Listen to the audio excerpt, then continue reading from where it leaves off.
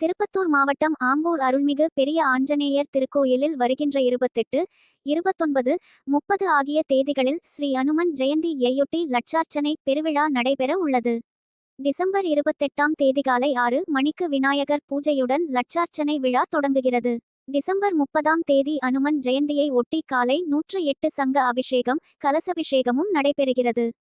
ஸ்ரீ சீதாராமன் அனுமன் பக்த சபையின் சார்பாக மகா அன்னதானமும் வழங்கப்படுகிறது. பக்தர்கள் அனைவரும் வருக, எல்லாம் வல்ல பெரிய ஆஞ்சநேயர் அருளை பெறுக என அன்புடன் வரவேற்கிறோம்.